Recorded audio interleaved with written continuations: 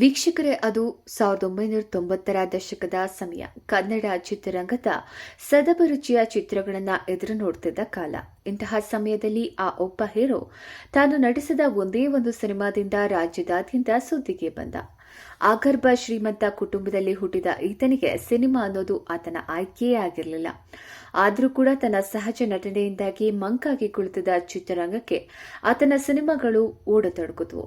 ಕನ್ನಡದ ಸ್ಟಾರ್ ನಟರಲ್ಲಿ ಒಬ್ಬನಾಗಿ ಗುರುತಿಸಿಕೊಂಡ ಈತ ಸಹಜ ನಟ, ಒಳ್ಳೆಯ ಅದೃಷ್ಟವಂತ ನಟ ಎಂದು ಮೆಚ್ಚುಗೆ ಕೇಳಿಬಂದ ಬೆನ್ನಲ್ಲೇ ಸ್ಟಾರ್ ನಟನ ಲಕ್ ಬದಲಾಗಿತ್ತು.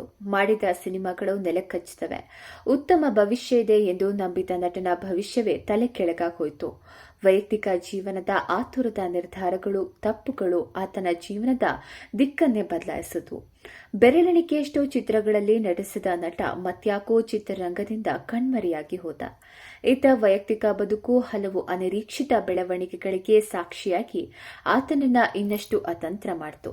ಆತ ಪುನಃ ತುಂಬಾ ತಡವಾಗಿ ಚಿತ್ರರಂಗಕ್ಕೆ ಮರಳೋದಕ್ಕೆ ನಿರ್ಧರಿಸಿದ್ರು. ಆದರೆ ಮೊದಲಿನಂತೆ ಜನ ಅವರನ್ನ ಸ್ವೀಕಾರ ಮಾಡಲಿಲ್ಲ. ಇದೇ ಪ್ರಯತ್ನದಲ್ಲಿರಬೇಕಾದ್ರೆ ಎಲ್ರಿಗೂ ಆಘಾತ ಆಗುವಂತೆ ಈ ನಟ ಇಹಲೋಕವನ್ನ ತ್ಯಜಿಸ್ತಾರೆ. ಹೀಗೆ ತನ್ನ ಬದುಕಿನ ನಾನಾ ಹೋರಾಟಗಳಲ್ಲಿ ಸೋತು ಕಾರಣ ತಿಳಿಸದೆ ಕಣ್ಮರೆಯಾಗಿ ಹೋದ ಈ ದುರಂತ ನಾಯಕ ನಟನೆ ರಘುವೀರ್. ಹೌದು, ರಘುವೀರ್ ಕನ್ನಡ ಚಿತ್ರರಂಗಕ್ಕೆ ಸಿಕ್ಕ ಅದ್ಭುತ ಕಲಾವಿದ. ಆದರೆ ನೋವು ಹತಾಶೆಗಳ ಸುಳಿಯಲ್ಲಿ ಸಿಲುಕಿ ಕಡೆಯಲ್ಲಿ ತಾನು ಅಂದ್ಕೊಂಡಿದ್ದನ್ನ ಸಾಧಿಸಲಾಗದೆ ಪರಲೋಕದ ಕಡೆಗೆ ಪ್ರಯಾಣವನ್ನ ಬೆಳೆಸಬೇಕಾಯಿತು. ಯಾರು ಈ ರಘುವೀರ್? ಇವರ ಹಿನ್ನೆಲೆ ಏನು? ಚಿತ್ರರಂಗದೊಂದಿಗೆ ಇವರ ನಂಟು ಹೇಗೆ ಶುರುವಾಯಿತು? ಅವರ ಬದುಕಲ್ಲಿ ನಡೆದ ದುರಂತ ಘಟನೆಗಳೇನು? ಈ ಎಲ್ಲದರ ಕುರಿತಾಗಿ ಒಂದಷ್ಟು ಮಾಹಿತಿಯನ್ನ ತಿಳಿಯೋಣ. ಅದಕ್ಕೂ ಮುನ್ನ ನೀವೇನು ನಮ್ಮ ಚಾನೆಲ್ನ ಸಬ್ಸ್ಕ್ರೈಬ್ ಮಾಡಿಲ್ಲ ಅಂದ್ರೆ ಸಬ್ಸ್ಕ್ರೈಬ್ ಮಾಡ್ಕೊಳ್ಳಿ. ಹಾಗೆಯೇ ಈ ವಿಡಿಯೋಗೆ ಒಂದು ಲೈಕ್ ಕೊಟ್ಟು ನಮ್ಮನ್ನ ಪ್ರೋತ್ಸಾಹಿಸಿ. ಹೌದು, ಆಗರ್ಭ ಶ್ರೀಮಂತನೊಬ್ಬ ತನ್ನ ಕೊನೆಗಾಲದಲ್ಲಿ ದುರಂತವಾಗಿ ಕಣ್ಮರೆಯಾಗಿ ಹೋದ ಕಥೆ ಇದು. ಮೂಲತಃ ಬೆಂಗಳೂರಿನವರೇ ಆದ ರಘುವೀರ್ ಅವರು ಜನಿಸಿದ್ದು 1963 ಮಾರ್ಚ್ 19ರಂದು. ರಘುವೀರ್ ಎಂತಹ ಶ್ರೀಮಂತರು ಅನ್ನೋದಕ್ಕೆ ಇದು ಒಂದು ಸಣ್ಣ ಉದಾಹರಣೆ. ಬೆಂಗಳೂರಿನ ಈಗಿನ ಟೌನ್ ಹಾಲ್ನಿಂದ ಹಿಡಿದು ಕನ್ನಡ ಭವನದವರೆಗೂ ಇದ್ದ ಎಲ್ಲಾ ಜಾಗ ಕೂಡ ಇವರ ಪೂರ್ವಜರಿಗೆ ಸೇರಿತು. ಅದಲ್ಲದೆ ಬೆಂಗಳೂರಿನ ಸಂಪಂಗಿ ರಾಮನಗರದ ಅರ್ಥ ಏರಿಯಾ ಇವರಿಗೆ ಸೇರಿದ್ದಾಗಿತ್ತು. ಅದಲ್ಲದೆ ನೂರಾರು ಎಕರೆಯ ಎಸ್ಟೇಟ್ಗಳು ಇವರ ತಂದೆಯ ಒಡೆತನದಲ್ಲಿತ್ತು. ಇವರ ತಂದೆ ಮುನಿಯಲ್ಲಪ್ಪ. ಇವರು ಆಗಿನ ಕಾಲದ ಪ್ರತಿಷ್ಠಿತ ಕಾಂಟ್ರಾಕ್ಟರ್ ಆಗಿದ್ದವರು. ಡಾಕ್ಟರ್ ರಾಜ್ಕುಮಾರ್, ಅಂಬರೀಶ್ ಸೇರಿದಂತೆ ದೊಡ್ಡ ದೊಡ್ಡ ರಾಜಕಾರಣಿಗಳು ಇದು ಮೆಜೆಸ್ಟಿಕ್ನ ಸುತ್ತಮುತ್ತ ಕಾಣುವ ಹಳೆಯ ಭವ್ಯವಾದ ಕಟ್ಟಡಗಳು ನಿರ್ಮಾಣಗೊಂಡಿದ್ದು ಇವರ ತಂದೆಯ ಉಸ್ತುವಾರಿಯಲ್ಲಿ. ಅದಷ್ಟೇ ಅಲ್ಲದೆ ಈಗ ಮಲ್ಲೇಶ್ವರಂನಲ್ಲಿರುವ ಪಿಟೀಲು ಚೌಡಯ್ಯ ಭವನ ಕೂಡ ನಿರ್ಮಾಣಗೊಂಡಿದ್ದು ಇವರ ತಂದೆನೇ. ಈ ರೀತಿ ಸಾವಿರಾರು ಕೋಟಿಯ ಆಸ್ತಿಯ ಒಡೆಯರಾದ ರಘುವೀರ್ ಚಿತ್ರರಂಗಕ್ಕೆ ಬಂದಿದ್ದು ಆಕಸ್ಮಿಕ ಅಂತಾನೆ ಹೇಳ್ಬಹುದು. ಅವರ ತಂದೆಗೆ ಆಗಿನ ಕಾಲದ ನಟರ ಬಹುತೇಕರ ಪರಿಚಯ ಇತ್ತು. ಈ ರೀತಿ ಪರಿಚಯ ಆದವರಲ್ಲಿ ಅಂಬರೀಶ್ ಕೂಡ ಒಬ್ರು. ಇವರ ಜೊತೆ ಸಂಪರ್ಕ ಬೆಳೆದ ಮೇಲೆ ನಾನು ಕೂಡ ಸಿನಿಮಾದಲ್ಲಿ ನಟಿಸಬೇಕು ಎಂದು ರಘುವೀರ್ಗೆ ಆಸೆ ಉಂಟಾಯಿತು. ವೀಕ್ಷಕರೇ, ರಘುವೀರ್ ಎಂದಾಕ್ಷಣ ಮೊದಲು ನೆನಪಾಗೋದು ಅವರ ಚೈತ್ರದ ಪ್ರೇಮಾಂಜಲಿ, ಶೃಂಗಾರ ಕಾವ್ಯ ಮುಂತಾದ ಕನ್ನಡ ಚಿತ್ರಗಳು. ಆದರೆ ರಘುವೀರ್ ಅವರ ಮೊದಲ ಸಿನಿಮಾ ಅಜೇಯ ವಿಜಯ ಇದು ಅವರದೇ ಬ್ಯಾನರ್ನಲ್ಲಿ ಮೂಡಿಬಂದ ಚಿತ್ರ. ಈ ಚಿತ್ರದಲ್ಲಿ ಮುರುಳಿ ಹಾಗೂ ರಘುವೀರ್ ಅವರು ನಟಿಸಿದ್ರು. ಇದಾದ ಬಳಿಕ 1992ರಲ್ಲಿ ತೆರೆ ಕಂಡಿದ್ದ ಚೈತ್ರದ ಪ್ರೇಮಾಂಜಲಿ ಅನ್ನೋ ಚಿತ್ರ ಇದು ಕಲಾ ಸಾಮ್ರಾಟ್ ಎಸ್ ನಾರಾಯಣ್ ಅವರ ನಿರ್ದೇಶನದಲ್ಲಿ ಮೂಡಿಬಂದಿದ್ದ ನವಿರಾದ ಪ್ರೇಮ ಕಥೆ ಹೊಂದಿದ್ದ ಮೆಲೋಡಿಯಸ್ ಕೌಟುಂಬಿಕ ಚಿತ್ರ. ಎಂಸಿ ಪ್ರೊಡಕ್ಷನ್ ಅಡಿಯಲ್ಲಿ ನಿರ್ಮಾಣಗೊಂಡ ಈ ಚಿತ್ರಕ್ಕೆ ಹಂಸಲೇಖ ಅವರ ಸಂಗೀತ ಸಾಹಿತ್ಯ ಇದ್ದು, PHK ದಾಸ್ ಅವರ ಸಿನಿಮಾಟೋಗ್ರಫಿ ಹಾಗೂ ನಾರಾಯಣ್ ಅವರ ಸ್ಕ್ರೀನ್ ಪ್ಲೇ ಸ್ಟೋರಿ ಇತ್ತು. ಚಿತ್ರ ತನ್ನ ಅರ್ಥಗರ್ಭಿತ ಹಾಗೂ ಭಾವ ಸಂವೇದನೆಯನ್ನ ಬಡಿದೆಬ್ಬಿಸುವ ನವಿರಾದ ಸಾಹಿತ್ಯ, ಸಂಗೀತ ಇದ್ದ ಸೂಪರ್ ಹಿಟ್ ಚಿತ್ರವಾಗಿ ಹೊರಹೊಮ್ಮಿತು. ರಘುವೀರ್ ಅವರ ಸಹಜ ನಟನೆ, ಭಾವನಾತ್ಮಕ ಅಭಿನಯ, ಸಂಭಾಷಣಾ ಹೊಸತನ ನಿರೀಕ್ಷೆ ಮಾಡುತ್ತಿದ್ದ ಅಂದಿನ ಕನ್ನಡ ಕಲಾ ರಸಿಕರಿಗೆ ಹಬ್ಬದೂಟವಾಗಿ ಪರಿಣಮಿಸುತ್ತೆ. ರಘುವೀರ್ ಜೊತೆ ನಟಿ ಶ್ವೇತಾ, ಅಭಿಜಿತ್, ಲೋಕೇಶ್ ಮುಂತಾದ ನಟರನ್ನ ಒಳಗೊಂಡಿದ್ದಾದರೂ ನಾಯಕ ರಘುವೀರ್ ಅವರ ಪಾತ್ರವೇ ಹೈಲೈಟ್. ಇದು ರಘುವೀರ್ಗೆ ಮಾತ್ರ ಅಲ್ಲದೆ ಇಡೀ ಚಿತ್ರರಂಗಕ್ಕೆ ಸಿಕ್ಕ ಅನಿರೀಕ್ಷಿತ ಯಶಸ್ಸಾಗಿತ್ತು. ರಘುವೀರ್ ಅವರ ಅದೃಷ್ಟ ರೇಖೆ ಬಲವಾಗಿತ್ತು. ಜನ ಅವರತ್ತ ಆಕರ್ಷಿತರಾದರು. ಇಲ್ಲಿ ಎಸ್ ನಾರಾಯಣ್ ನಿಜಕ್ಕೂ ಹೊಸಬರ ಪ್ರಯತ್ನದಿಂದ ಜಾಕ್ಪಾಟ್ನೆ ಹೊಡೆದಿದ್ರು. ಇಡೀ ಚಿತ್ರರಂಗವೇ ಯಾರು ಈ ರಘುವೀರ್ ಅಂತ ಹುಬ್ಬೇರಿಸಿ ನೋಡುವಂತಹ ಪರಿಸ್ಥಿತಿ ನಿರ್ಮಾಣವಾಗಿದ್ದು ಮಾತ್ರ ಸುಳ್ಳಲ್ಲ.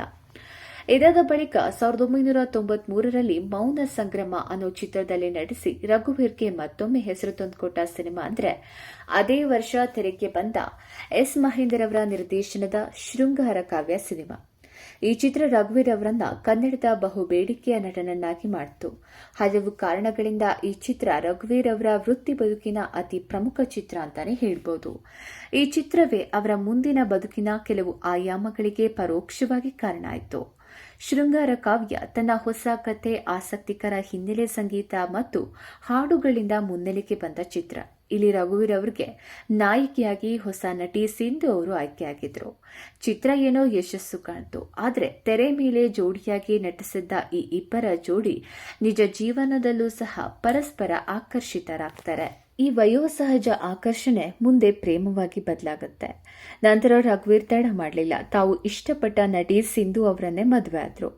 ಇದು ಆ ಕಾಲಕ್ಕೆ ಚಿತ್ರರಂಗದ ಹಾಟ್ ಸುದ್ದಿ ಆಗಿತ್ತು. ಆದರೆ ಈ ಮದುವೆ ರಘುವೀರ್ ಅವರ ಕುಟುಂಬದವರಿಗೆ ಸ್ವಲ್ಪ ಕೂಡ ಇಷ್ಟ ಇರಲಿಲ್ಲ. ಪರಿಸ್ಥಿತಿ ಯಾವ ಹಂತಕ್ಕೆ ಹೋಯ್ತು ಅಂದ್ರೆ, ಒಂದು ತಾನು ಇಷ್ಟಪಟ್ಟ ಹುಡುಗಿ ಸಿಂಧುನ ಮದುವೆ ಆಗಬೇಕು, ಇಲ್ವಾ ಅವಳನ್ನ ಬಿಟ್ಟು ಮನೆಯವರ ಜೊತೆ ಇರಬೇಕು. ಆಗ ರಘುವೀರ್ ಆರಿಸಿಕೊಂಡಿದ್ದು ಸಿಂಧು ಅವರನ್ನೇ. ತಾವು ಹುಟ್ಟಿ ಬೆಳೆದ ಆ ಗರ್ಭ ಶ್ರೀಮಂತ ಮನೆಯನ್ನ ತೊರೆದು ಸಿಂಧು ಜೊತೆ ಜೀವನವನ್ನ ಮಾಡೋದಕ್ಕೆ ಶುರು ಮಾಡಿದ್ರು. ಇದು ಪ್ರಾಮಾಣಿಕ, ನ್ಯಾಯಬದ್ಧವಾದ ತೀರ್ಮಾನವೇ ಆಗಿದ್ರು ಈ ಮದುವೆ ರಘುವೀರ್ ಅವರನ್ನ ಅದೃಷ್ಟದಿಂದ ದುರಾದೃಷ್ಟ ಎಂಬ ಪ್ರಪಾತಕ್ಕೆ ತಳ್ಳಲಿದೆ ಎಂಬ ಸಣ್ಣ ಊಹೆ ಕೂಡ ಇರಲಿಲ್ಲ. ಇದು ಸಾಮಾನ್ಯ ನಿರ್ಧಾರ ಆಗಿರಲಿಲ್ಲ. ರಘುವೀರ್ ತಾನು ಮೆಚ್ಚಿದ ಹುಡುಗಿಗಾಗಿ ತಂದೆ ತಾಯಿ ಕೋಟ್ಯಾಂತರ ರೂಪಾಯಿ ಬೆಲೆ ಬಾಳೋ ಆಸ್ತಿಯನ್ನ ಧಿಕ್ಕರಿಸಿ ಬಂದಿದ್ರು. ಬಡತನ ಅನ್ನೋದೇ ತಿಳಿದಿರದ ರಘುವೀರ್ಗೆ ಕಷ್ಟಗಳು ಒಂದರ ಮೇಲೊಂದು ಒಂದರಂತೆ ಎರಗಲಾರಂಭಿಸುತ್ತವೆ. ಮನೆ ತೊರೆದು ಬಂದ ರಘುವೀರ್ ಈಗ ಒಬ್ಬಂಟಿಯಾಗಿ ಜೀವನ ನಿರ್ವಹಣೆ ಮಾಡಬೇಕಿತ್ತು. ಜೊತೆಗೆ ತನ್ನ ಬಾಳ ಸಂಗಾತಿಯನ್ನ ಕೂಡ ನೋಡ್ಕೋಬೇಕಾಗಿತ್ತು. ಅವರು ಪುಟ್ಟ ಬಾಡಿಗೆ ಮನೆಯೊಂದನ್ನ ಮಾಡಿ ನವ ಜೀವನವನ್ನ ಶುರು ಮಾಡ್ತಾರೆ. ಹಿಂದಿನ ಚಿತ್ರಗಳ ಗೆಲುವಿನಿಂದ ಬಂದ ಹಣ ಒಂದಷ್ಟು ಕೈಲಿತ್ತು. ಆದರೆ ಈ ಹಣ ದಿನೇ ದಿನೇ ಕರಗೋದಕ್ಕೆ ಆರಂಭಿಸುತ್ತೆ. ಸಾಲದಕ್ಕೆ ಇದ್ದ ಹೊಸ ಅವಕಾಶಗಳು ಕೂಡ ಬರಲಿಲ್ಲ. ಕನ್ನಡ ಚಿತ್ರರಂಗದಲ್ಲಿ 95ರ ನಂತರ ರಘುವೀರ್ ವೇದಿಕೆಯನ್ನ ಕಳ್ಕೊಂಡ್ರು. ಆದರೂ ಅವರ ಬದುಕು ಸಾಗಬೇಕಲ್ಲ, ಕೂಡಲೇ ಅವರು ಪತ್ನಿಯ ಜೊತೆ ಚೆನ್ನೈಗೆ ತೆರಳ್ತಾರೆ. ನಟಿ ಸಿಂಧು ಅವರಿಗೆ ಅಲ್ಲಿ ಒಂದಷ್ಟು ಧಾರಾವಾಹಿಗಳಲ್ಲಿ ನಟಿಸುವ ಅವಕಾಶ ಬರುತ್ತೆ. ಅದರಿಂದ ಬಂದ ಆದಾಯದಿಂದ ಮನೆಯ ಆರ್ಥಿಕ ಪರಿಸ್ಥಿತಿ ಸ್ವಲ್ಪ ಉತ್ತಮಗೊಳ್ಳುತ್ತೆ. ಆದರೆ ದರಿದ್ರ ಲಕ್ಷ್ಮಿಯ ವಕ್ರದೃಷ್ಟಿ ಒಮ್ಮೆ ಬಿದ್ದರೆ ಅದು ಅಷ್ಟು ಸುಲಭವಾಗಿ ಕಾಡದೆ ಬಿಡೋಲ್ಲ ಅನ್ನೋದಕ್ಕೆ ನಟ ರಘುವೀರ್ ಅವರ ಬದುಕೇ ಸಾಕ್ಷಿ.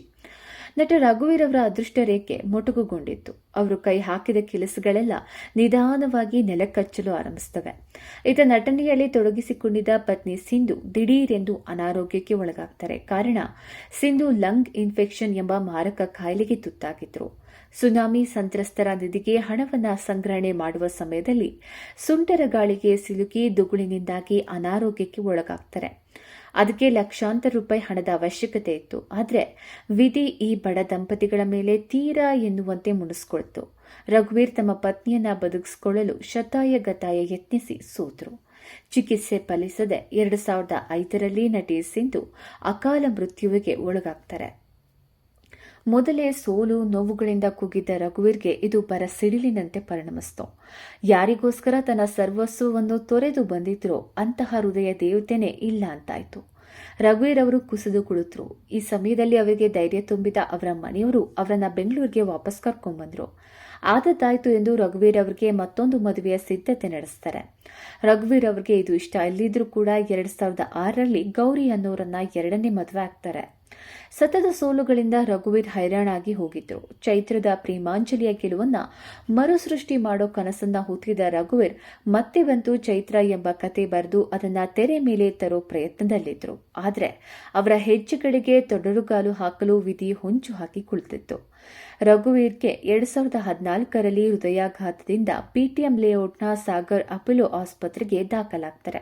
ಆದರೆ ಚಿಕಿತ್ಸೆ ಫಲಕಾರಿಯಾಗದೆ ಮರಣ ಹೊಂದಿದ್ರು ಎಂಬ ದಾರುಣ ಸುದ್ದಿ 2014 ಮೇ 8ರಂದು ಆಸ್ಪತ್ರೆಯಿಂದ ಮಾಹಿತಿ ಅಧಿಕೃತವಾಗಿ ಹೊರಬಿತ್ತು. ಅವರ ದಿಢೀರ್ ಸಾವಿಗೆ ಇಡೀ ರಾಜ್ಯವೇ ದಿಗ್ಭ್ರಮೆಪಟ್ಟಿತ್ತು. ಅಕಾಲ ಮೃತ್ಯುವಿಗೆ ಒಳಗಾದ ರಘುವೀರ್ ತಮ್ಮ ಎರಡನೇ ಪತ್ನಿ ಗೌರಿ ಹಾಗೂ ಓರ್ವ ಮಗಳನ್ನ ತೊರೆದು ಬಾರದ ಲೋಕಕ್ಕೆ ಪಯಣ ಬೆಳೆಸಿದ್ರು. ಬಹುಶಃ ಅವರ ಬದುಕಿನ ಈ ಘಟನೆಗಳನ್ನ ವಿಧಿ ಪೂರ್ವ ನಿಯೋಜಿಸುತ್ತೇನೋ. ವಿಧಿಯಾಟಕ್ಕೆ ಬಲಿಯಾದ ರಘುವೀರ್ ತಮ್ಮ ಕನಸುಗಳನ್ನು ಪೂರ್ಣಗೊಳಿಸಲಾಗದೆ ಅವುಗಳನ್ನು ತಮ್ಮ ಜೊತೆಗೆ ಕೊಂಡೊಯ್ದು ಚಿತ್ರರಂಗದ ನತದೃಷ್ಟ ನಟ ಅನ್ನೋದೇ ಖೇದಕರ ಸಂಗತಿ. ಇದಿಷ್ಟು ಈ ಒಂದು ವಿಡಿಯೋದ ಮಾಹಿತಿಯಾಗಿತ್ತು. ಧನ್ಯವಾದಗಳು.